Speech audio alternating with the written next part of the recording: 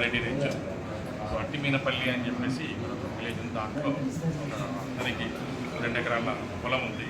అది government assign land. ఆ ల్యాండ్ని ఎవరో కబ్జా చేసుకున్నారని చెప్పేసి ఫ్యాబ్రికేటెడ్ డాక్యుమెంట్స్ పెట్టి అని చెప్పేసి దాన్ని పట్టాలు అనేది చేసుకున్నారని చెప్పేసి కంప్లైంట్ ఒక అప్లికేషన్ తహసీల్దార్ ఆఫీస్లో ఇచ్చిన తర్వాత అప్లికేషన్ని ఫార్వర్డ్ చేస్తూ ఇక్కడ కలెక్టర్ ఆఫీస్ వికారాబాద్ కలెక్టర్ ఆఫీస్కి వచ్చింది. వికారాబాద్ కలెక్టర్ ఆఫీస్లో ఆ అప్లికేషన్ని ఫర్దర్గా ప్రాసెస్ చేసుకుందామని చెప్పేసి అతను ఇక్కడ వచ్చి ఇక్కడ ఉన్న సుజాత గారిని కలవడం జరిగింది. సుజాత గారు ఇక్కడ ఈ సెక్షన్లో పనిచేస్తున్నారు.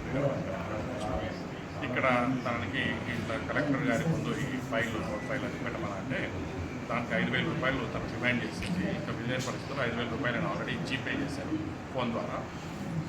చేసిన తర్వాత ఆ కలెక్టర్ దగ్గరికి ఫైల్ వెళ్ళింది. కలెక్టర్ గారు తగిన ఆర్డర్స్ కూడా దాంట్లో పాస్ చేశారు.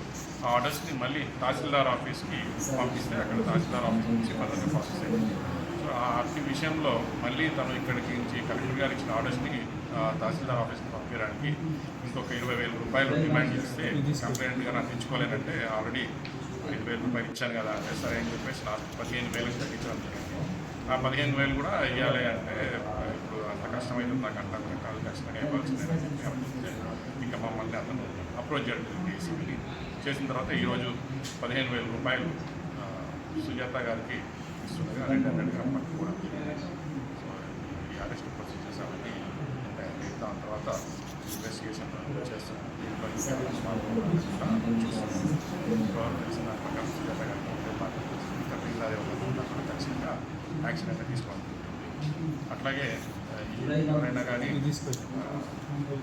గవర్నమెంట్ ఆఫీసుల్లో డబ్బులు డిమాండ్ చేస్తే గవర్నమెంట్ ఆఫీస్లో చేయాల్సిన పని చేయకుండా ఉండడానికి డబ్బులు డిమాండ్ చేస్తే 1064 టోల్ ఫ్రీ నెంబర్కి ఫోన్ చేయాల్సిందిగా మనం చేస్తాం.